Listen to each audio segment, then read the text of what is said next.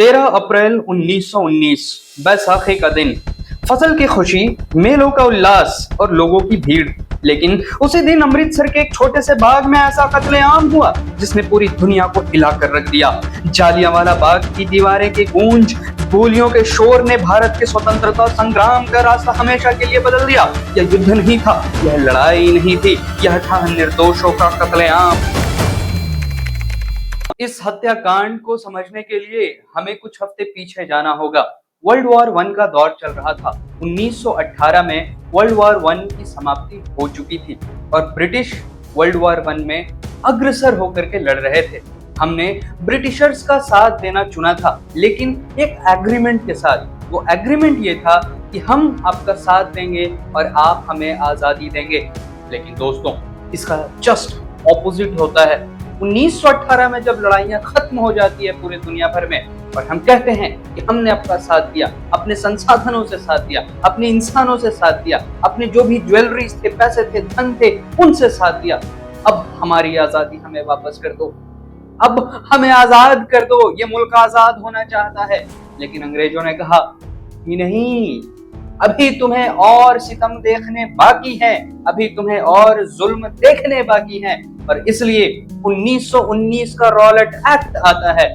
Rowlatt act 1919 दोस्तों ये था कि किसी पे भी ब्रिटिशर्स को शक हुआ कि ये फला इंसान ब्रिटिशर्स के खिलाफ काम करता है तो बिना ट्रायल के उसे जेल में बंद कर दिया जाएगा। सोच कर देखिए दोस्तों, किसी पे भी शक हुआ, रोड से उठा लिया जाएगा, कोर्ट में पेशी नहीं होगी, जिंदगी भर जेल के सलाखों में बंद होगा। इस एक्ट को महात्मा गांधी ने काले कानून का नाम दिया। अमृतसर में भी लोग सड़कों पर उतर आए। दो बड़े नेता डॉक्टर सैफुद्दीन किचलू और डॉक्टर सत्यपाल को गिरफ्तार कर गुप्त रूप से शहर के बाहर भेज दिया गया। जनता का आक्रोश और भी बढ़ जाता है। यह सब देखते हुए पंजाब में ब्रिटिशर्स ने मार्शल लॉ लगा दिया और वहां पे एक ऐसा ऑफिसर आया जिसे पीढ़ियों तक गलत तरीके से याद रखा जाएगा, जनरल रेजिनाल्ड डायर। 13 अप्रैल 1919 बैसाखी का दिन। हजारों लोग जालियांवाला बाग में जमा हुए।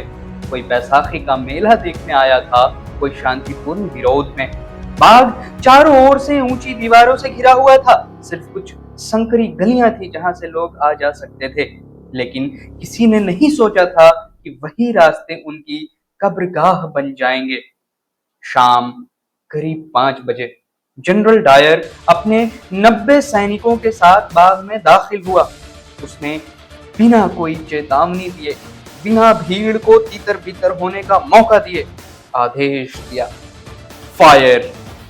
और फिर शुरू हुआ गोलियों का तांडव। गोलियां लगातार बरसने लगी। लोग चीखते चिल्लाते इधर उधर भागने लगे, लेकिन बाहर निकलने का कोई रास्ता नहीं था। बच्चे, महिलाएं, बूढ़े सभी फंस गए। कुछ लोग बचने के लिए बाग के भीतर बने कुएं में कूद गए, लेकिन गोलियां तब तक चलती रही जब तक सैनिकों के पास लगभग सारी गोलियां खत्म नहीं हो गई। करीब 1650 गोलियां चलाई गई। बाद में डायर ने खुद कहा, मैंने यह सबक सिखाने के लिए किया। चीखें थम चुकी थी और बाग खून से लाल हो चुका था।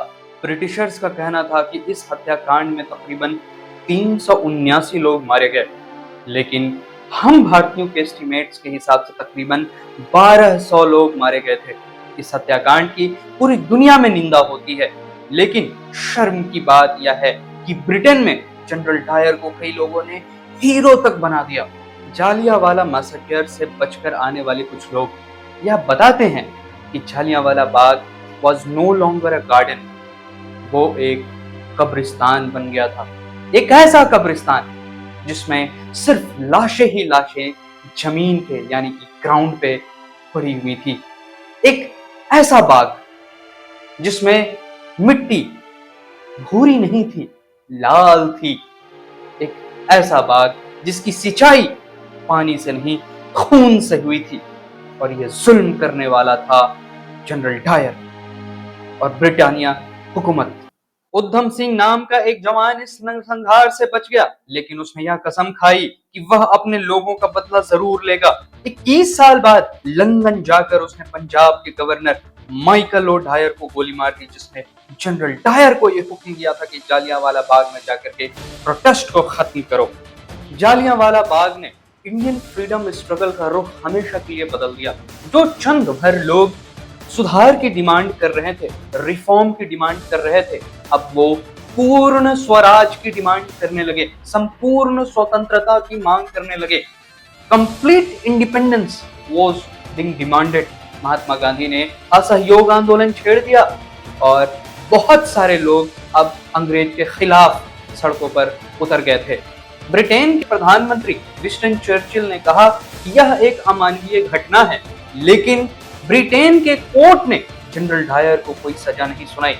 शर्म की बात तो यह है कि ब्रिटेन में कुछ लोग जनरल डायर के नाम पे, उनके सम्मान के लिए चंदा तक इकट्ठा कर रहे थे। आज 100 से अधिक साल बाद भी जालियांवाला बाग खामोश गवाह है उस दर्द का। दीवारों पर अब भी गोलियों के निशान हैं। वह कुआं अब भी खड़ा है जिसमें सैकड़ों लोगों ने अपनी जान बचाने कूद पड़े थे। जालियांवाला बाग सिर्फ एक त्रासदी नहीं है, यह स्वतंत्रता संग्राम का एक मोड़ था। इसने हमें सिखाया कि आजादी भीख में नहीं मिलती, उसे पाने के लिए बलिदान देना पड़ता है। जब हम जालियांवाला बाग की शाश्वत ज्योति के सामने खड़े होते हैं तो हम सिर्फ शहीदों को याद नहीं करते, हम उस कीमत को याद करते हैं जिस कीमत पर हमारी आजादी खरीदी गई थी। जालियांवाला बाग, एक बाग जो कब्रिस्तान बन गया, एक त्रासदी जो क्रांति बन गई, और एक याद जिसे भारत कभी भूल नहीं सकता है।